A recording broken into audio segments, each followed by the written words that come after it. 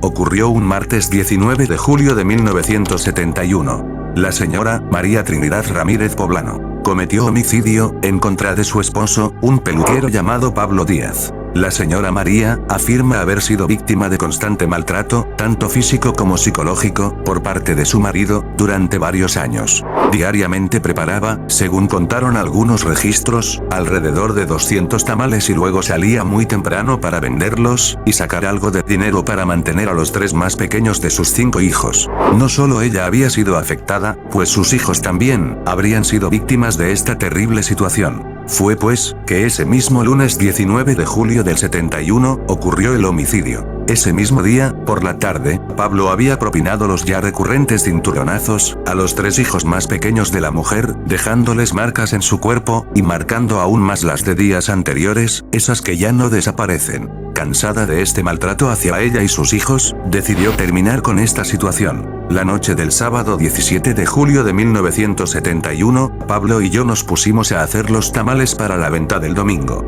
De pronto, mis hijos comenzaron a jugar en la cama sobre la ropa limpia.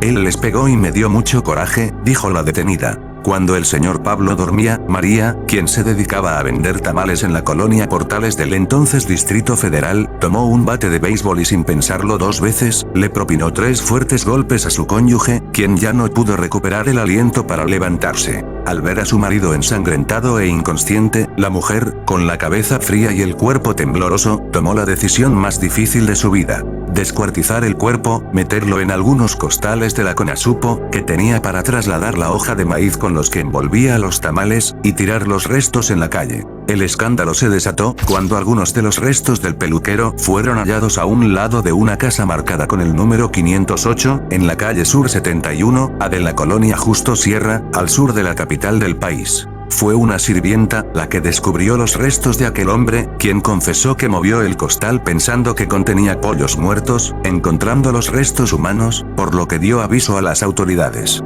Tras analizar lo que quedaba de cadáver, fue que se dio con su identidad, ya que tenía antecedentes penales por algunos casos de robo. Otro motivo por lo cual el caso trascendió muy pronto, fue que la policía planteó la posibilidad de que la mujer hubiera contado con la complicidad de su yerno, Mario Reséndiz Pacheco, y de su hijo Pedro Martínez Ramírez, para cometer el crimen y después descuartizar el cadáver, ya que la labor era de difícil ejecución y, dadas las características de la mujer, se antojaba una tarea si no imposible, sí demasiado compleja, sobre todo por el tiempo en que confesó en que la llevó a cabo. La madrugada del domingo para el lunes 19 de julio de 1971, los presuntos responsables sacaron el costal de debajo de la cama y salieron cobijados aún por la negrura del cielo hasta la calle. Iban arrastrando el pesado costal que se resistía a liberarlos de su presencia.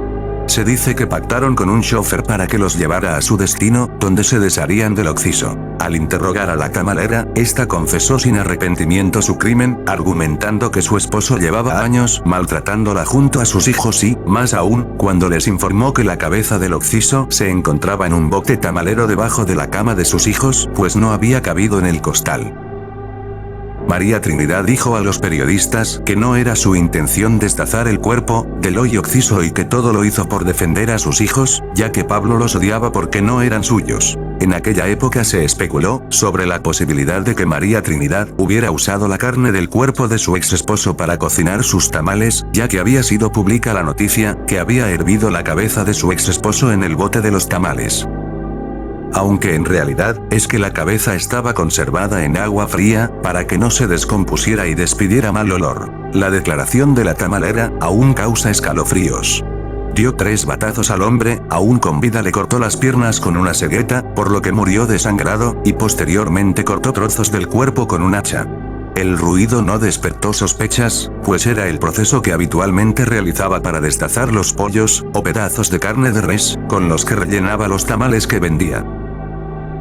El 29 de julio de 1971, María fue condenada a 40 años de prisión por homicidio, finalmente terminó purgando 20 años en el Centro de Reclusión Femenil de Tepexpan, Xochimilco.